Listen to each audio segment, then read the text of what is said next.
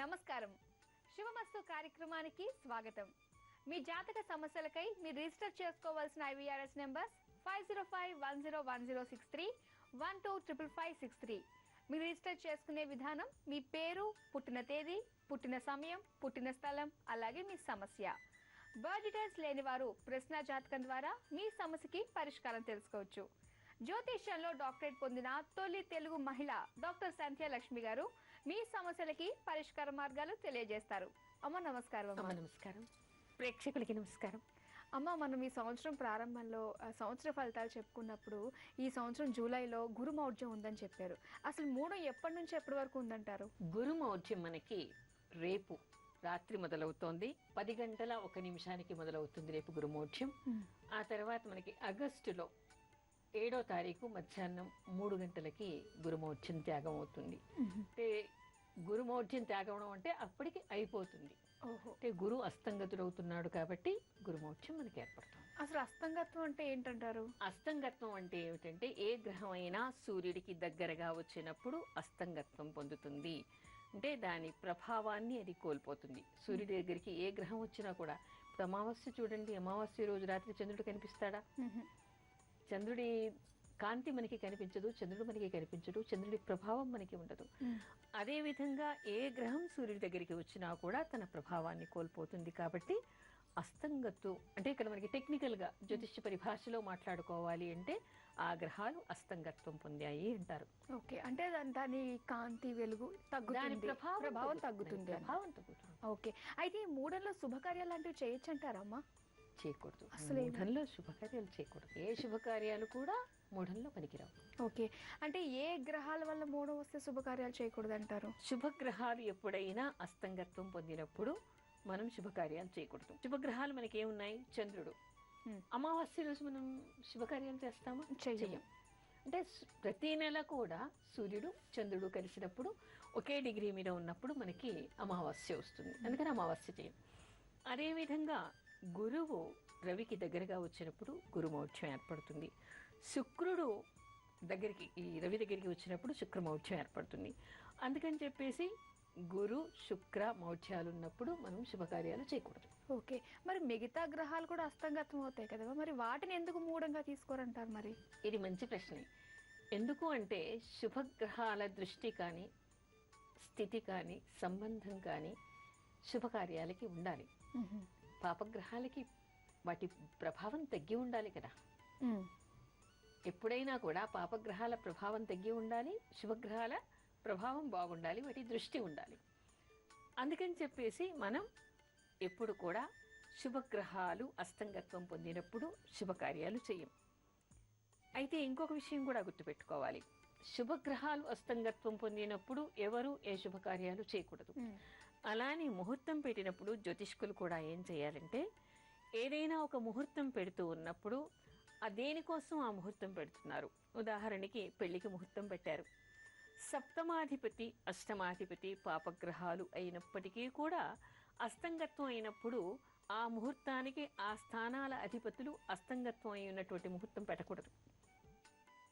అదేవిధంగా ఒక గృహప్రవేశం చేస్తున్నారు, చతుర్థాధిపతి లేదా లగ్నాధిపతి ఇద్దరు కూడా అస్తంగత్వం పొందినప్పుడు ఆ ముహూర్తం పెట్టకూడదు. అవి పాపగ్రహాలు అయినప్పటికీ. అంటే ఏ ఏ కార్యక్రమాలకి మనం ముహూర్తాలు పెడుతున్నామో ఆ స్థానాలకి సంబంధించినటువంటి అధిపతులు పాపగ్రహాలు అయినప్పటికీ కూడా అస్తంగత్వం పొందితే అప్పుడు ఆ ప్రత్యేకమైనటువంటి ముహూర్తం వాళ్ళు పెట్టుకోకూడదు. ఓకే, ఇక్కడ మీకు తేడా తెలిసిందా?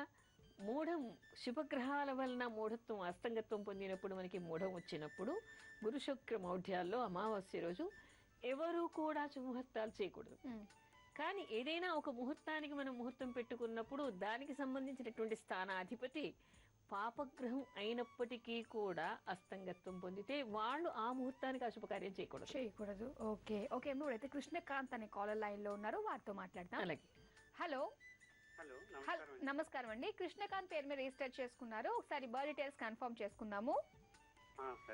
డిసెంబర్ 4, 1979 రాత్రి 9 గంటల 50 నిమిషాలకు విశాఖపట్నంలో పుట్టారు. అవునండి. అయితే మీరు రిజిస్టర్ చేసుకున్న సమస్య జాబ్ కోసం కదండి? అవునండి. సమస్య ఏంటో డీటెయిల్ గా వివరించండి మేడంతో. నమస్కారం అండి, చెప్పండి. నమస్కారం అమ్మా. చెప్పండి. నా పేరు కృష్ణకాంత్. నేను విశాఖపట్నంలో జన్మించాను. గత 10 సంవత్సరాల నుంచి నేను ఒక ప్రైవేట్ ఉద్యోగం చేస్తున్నాను. ప్రభుత్వ ఉద్యోగం ట్రై చేశాను కానీ నాకు దొరకలేదు.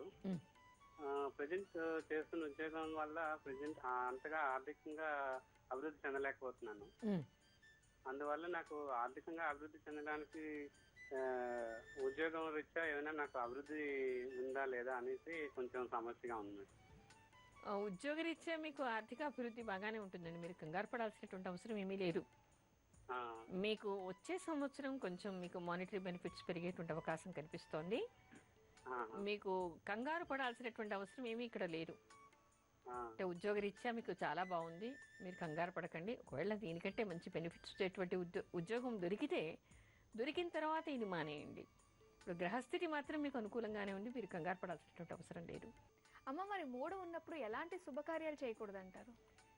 ఎలాంటి శుభకార్యాలు చేయకూడదు, మనకి షోడశ సంస్కారాలు అని చెప్తారు కదా, జాతకర్మ చేయకూడదు, ఆ తర్వాత నామకరణం చేయకూడదు, తర్వాత ఉపనయనం చేయకూడదు, చెవులు కుట్టించకూడదు, పుట్టు వెంట్రుకలు తీయించకూడదు, ఉపనయనం చేయకూడదు, సమావర్తనం చేయకూడదు, వివాహం చేయకూడదు, గృహప్రవేశం చేయకూడదు, కొత్తగా ఏదైనా పని మొదలు పెట్టాల్సి వస్తే దాన్ని కూడా ప్రారంభం చేయకూడదు. అలాంటివన్నీ కూడా ఆపేయాలి. అంటే ఇంచుమించు చూస్తుంటే ముహూర్తం పెట్టుకుని చేసేటివన్నీ కూడా మనం చేయకూడదు, పనికిరాదు. అయితే మరి కొత్తగా పెళ్ళైన వాళ్ళు మంగళగౌరి వ్రతము అలాగే వరలక్ష్మి వ్రతం చేసుకోవచ్చు అంటారా? ఈసారి అది గుర్తుపెట్టుకోండి, ఎప్పుడైనా కూడా మనకి ముహూర్త చింతామణిలో కనిపించేటువంటి ప్రత్యేక అంశం ఏమిటంటే గురు శుక్ర మౌఢ్యాలు వచ్చినప్పుడు కొత్తగా మొదలుపెట్టేటువంటి వ్రతాలేవి కూడా మొదలు పెట్టకూడదుట. అయితే ఈసారి మనకి ఏమవుతోంది, 10వ తారీఖు అంతా మనకి జూలై 10 రేపటి నుంచి మౌఢ్యం ప్రారంభం అవుతోంది. అంటే మొదటి మంగళవారానికే మూఢం ఉంది. అందుకని కొత్త పెళ్లి కూతుళ్ళు ఎవరు కూడా ఈసారి మంగళగౌరి వ్రతాన్ని కొత్త నోముగా పట్టడానికి అవకాశం లేదు. పోయిన సంవత్సరం పెళ్ళైంది, పోయిన సంవత్సరం మొదలు పెట్టారు, ఇప్పుడు కంటిన్యూ చేయొచ్చు, దానికి ఏం దోషం లేదు. కానీ ఈ సంవత్సరం పెళ్ళైనటువంటి వాళ్ళు మొట్టమొదటిగా నోము పట్టాలి అని అనుకుంటే ఈసారి పట్టకూడదు. ఒకవేళ పోయిన సంవత్సరం పెళ్ళైనా ఇదివరకు పెళ్ళైనటువంటి వాళ్ళు ఏదైనా అవాంతరాల వలన ఇదివరకు పట్టలేదంటే వాళ్ళు కూడా ఈ సంవత్సరం కొత్తగా నోము పట్టడానికి వీల్లేదు. కానీ వరలక్ష్మి వ్రతం మనం చేసుకోవచ్చు. ఎందుకంటే మనకి మూఢం అయిపోతోంది, 7వ తారీఖు మూఢం అయిపోతోంది, 8వ తారీఖు మనకి వరలక్ష్మి వ్రతం వచ్చింది. అందుకని కొత్తగా వరలక్ష్మి వ్రతం చేయాలనుకున్న వాళ్ళందరూ కూడా, కొత్తగా నోము పట్టాల్సిన వాళ్ళందరూ కూడా ఈసారి వరలక్ష్మి వ్రతం చేసుకోవచ్చు. శ్రావణ మంగళగౌరి వ్రతం మాత్రం పనికిరాదు, చేసుకోకూడదు, మొదటిగా చేసుకునే వాళ్ళు. ఇప్పుడైతే అనుష అనే కాలర్ లైన్లో ఉన్నారు, వారితో మాట్లాడాలమ్మా. హలో. హలో, నమస్కారం అండి. నమస్తే అండి. అనుష పేరు మీద రిజిస్టర్ చేసుకున్నారు, ఒకసారి బర్త్ డీటెయిల్స్ కన్ఫర్మ్ చేసుకుందాము. చెప్పండి. డిసెంబర్ 10, 1989 అవునండి. మధ్యాహ్నం 12:15 మంచిర్యాలలో పుట్టారు. అవునండి. అలాగే మీరు రిజిస్టర్ చేసుకున్న సమస్య గవర్నమెంట్ జాబ్ కోసం కదండి? గవర్నమెంట్ జాబ్, మ్యారేజ్ అండి. మ్యారేజ్ కోసం కూడా. ఓకే, మేడంతో మాట్లాడండి. నమస్కారం అమ్మా, చెప్పండి. నమస్కారం మేడం. చెప్పండి. మా అమ్మాయికి సంబంధాలు చూస్తున్నాం కానీ ఇక్కడ అవతలేదండి. చూస్తున్నారా? చూస్తున్నా. గవర్నమెంట్ జాబ్ కోసం ట్రై చేస్తుంది, అది కూడా అవుతలేదు. గవర్నమెంట్ జాబు రావట్లేదు, పెళ్లి కావట్లేదు. అవునండి. మీరేం కంగారు పడకండి అమ్మా, మీ అమ్మాయికి 2015లో సెటిల్ అవుతుంది. సంబంధం అండి? పెళ్లి సెటిల్ అవుతుంది. అంటే ఈ సంవత్సరం కూడా గట్టి ప్రయత్నాలు చేస్తే అవ్వచ్చు. అంటే నవంబర్ లోపల ప్రయత్నాలు మీరు చెయ్యాలి.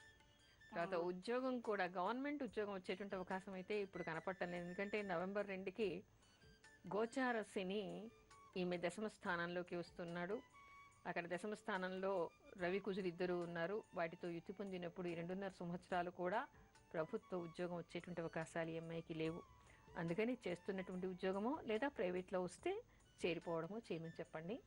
పెళ్లి కావడం కోసం అని చెప్పేసి కామేశబద్ధ మాంగళ్య సూత్రశోభిత కంధర అనేటువంటి మంత్రాన్ని చదువుకుంటూ ఉండమనండి. ఓకే, మరి విన్నారు కదండి. మరి గవర్నమెంట్ జాబ్ కోసం ఎదురు చూస్తూ ఇప్పుడు వచ్చిన మంచి జాబ్ని మిస్ చేసుకోవద్దు అని చెప్పేసి చెప్పండి.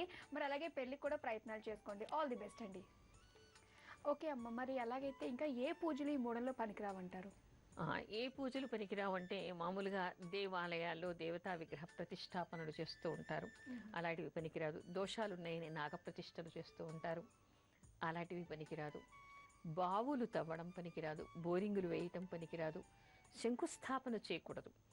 శంకుస్థాపన చేయటం అంటే గృహారంభం చేస్తూ ఉంటారు కదా, శంకుస్థాపన చేయకూడదు. సింహద్వారాన్ని పెట్టుకోవడం పనికిరాదు. ఆ తర్వాత గృహప్రవేశం చేయడం పనికిరాదు. ఇలాంటివన్నీ కూడా మానేయాలి. ఓకే. అయితే తీర్థయాత్రకు వెళ్ళొచ్చు అంటారమ్మా మరి ఈ మూడంలో? ఇక్కడ చాలా విషయాలు మనకి ఆసక్తికరంగా కనిపిస్తాయి. మొట్టమొదటిసారి ఎవరైనా ఒక క్షేత్రానికి వెళుతూ ఉంటే మూఢంలో మాత్రం వెళ్ళకూడదని మనకి శాస్త్రం చెప్తోంది. ఇదివరకు వెళ్ళారు, కాశీకి వెళ్ళారు, ఇదివరకు వెళ్ళారు, ఇప్పుడు తప్పేం లేదు, ఇప్పుడు వెళ్ళొచ్చు. తిరుపతికి ఇదివరకు వెళ్ళారు, ఇప్పుడు మళ్ళీ వెళ్ళొచ్చు, తప్పేం లేదు. రామేశ్వరం ఇదివరకు వెళ్ళారు, ఇప్పుడు మళ్ళీ వెళ్ళొచ్చు. కానీ కొత్తగా ఒక క్షేత్ర దర్శనం చెయ్యాలి అని అనుకుంటే, విశేషమైనటువంటి క్షేత్రాలు ఉన్నాయి, వాటికి మనం వెళ్ళాలి అని అనుకున్నప్పుడు మొదటిసారిగా ఎవరెవరు వెళుతూ ఉంటారో వాళ్ళు ఈ మూఢంలో వెళ్ళకూడదు. ఓకే. మూఢంలో అసలు ఇలాంటి తీర్థయాత్ర అలా అని ఇప్పుడు మూఢం ఉంది కదా అని మళ్ళీ వెళ్లకుండా ఉండడం కాదు. ఇదివరకు చూస్తుంటే వెళ్ళొచ్చు. ప్రథమ దర్శనం పనికిరాదుట. అలాగే అమ్మ మరి రాజకీయ నాయకులు ప్రమాణ స్వీకారాలు లాంటివి, అలాగే ఏమైనా కొత్త ప్రాజెక్ట్స్ లాంటివి స్టార్ట్ చేయొచ్చు అంటారా? ప్రమాణ స్వీకారాలు అస్సలు పనికిరావు. ఎందుకంటే శ్రావణ మాసంలో ఎవరైనా ప్రమాణ స్వీకారానికి ముహూర్తాలు పెట్టుకుంటే మాత్రం అది పనికిరాదని తెలుసుకోండి.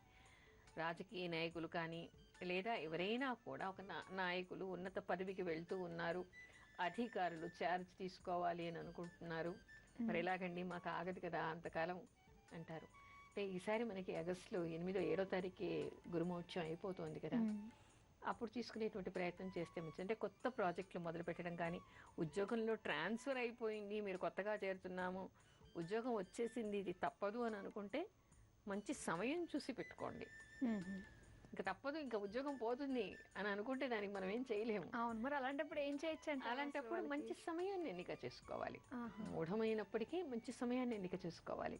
అంటే మనకి ముహూర్త భాగంలో కూడా చెప్పేది ఏంటంటే, కొన్ని ఆగలేనటువంటివి ఏవి ఉంటాయో అవి వర్జ సమయం కాకుండా, దుర్ముహూర్తం కాకుండా, లగ్నం మంచిగా ఉన్నట్టుగా, మిగతా గ్రహాలు మంచివి, పాపగ్రహాలు 3, 6, 9, 11 స్థానాల్లో ఉండేలాగాను, కేంద్రాల్లో శుభగ్రహాలు ఉండేలాగాను, రవి 11 ఉండేలాగాను, ఇలా కొన్ని ఉంటాయన్నమాట మనకి. అలా ఉండేటువంటివి చూసుకుని చేసుకోవాలి. అంటే ఇది తప్పదు, ఉద్యోగం పోతుంది, జాయిన్ అవ్వాలి, ట్రాన్స్ఫర్ అయింది, ఛార్జ్ తీసుకోవాలి, అవి తప్పవు కదా, అలాంటివన్నీ చేసుకోవచ్చు. ఓకే. అయితే మరి ఈ సంవత్సరం కొత్తగా పెళ్ళైన అమ్మాయిలు అత్తవారింటికి వెళ్ళొచ్చు అంటారా? పెళ్ళైన వాళ్ళు అత్తవారింటికి వెళ్ళటానికి ఇబ్బంది ఏం లేదు. కానీ మూఢంలో ఏమిటి అంటే, కొత్తగా కాపురానికి సార పెట్టి పంపిస్తారు కదా, అది పనికిరాదు.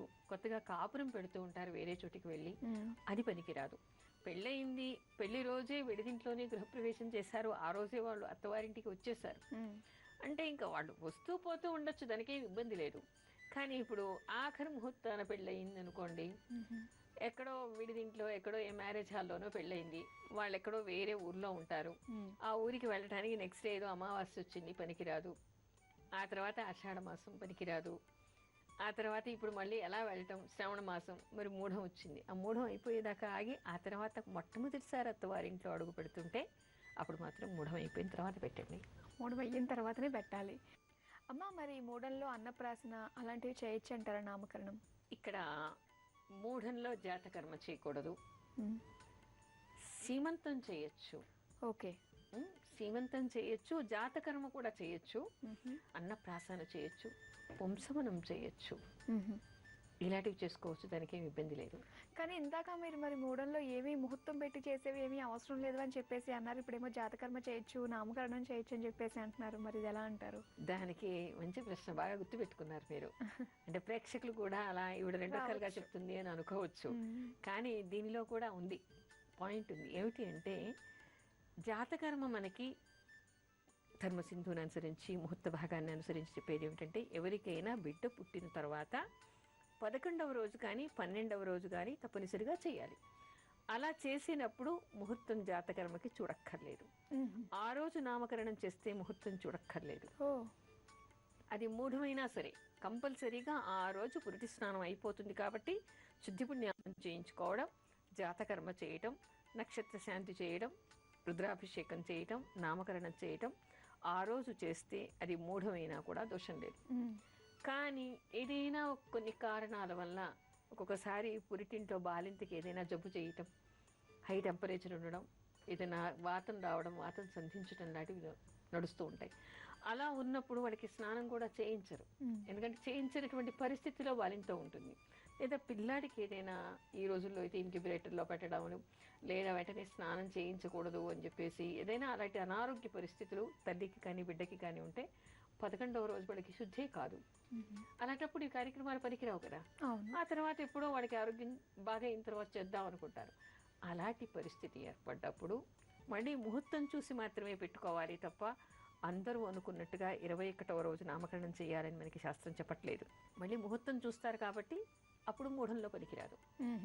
అంటే ఇప్పుడు మీకు 2 సార్లు వచ్చినా అన్నప్రాసానికి ఎందుకు ఆగకూడదు? అన్నప్రసానానికి ఇప్పుడు ఏ పంచాంగం అయినా చూడండి, అన్నప్రసానానికి శూన్యమాసంలోనూ ఆషాఢ మాసంలోనూ మూఢంలో కూడా ముహూర్తాలు ఉంటాయి. సీమంతానికి కూడా ఉంటుంది. అయితే వీటికి ఎందుకు ఉంటాయి? ఇవెందుకు పనికిరావు? ఇవి శుభం పనికిరాదా అంటారు. ఒక బిడ్డ ఆకలి కోసం ఒక్కోసారి 3 నెలల వరకు కూడా మనకి మూఢం కొనసాగుతూ ఉంటుంది కొన్నిసార్లు. అలా 3 నెలలు కూడా బిడ్డని ఆకలికి చంపకూడదు కదా మనం.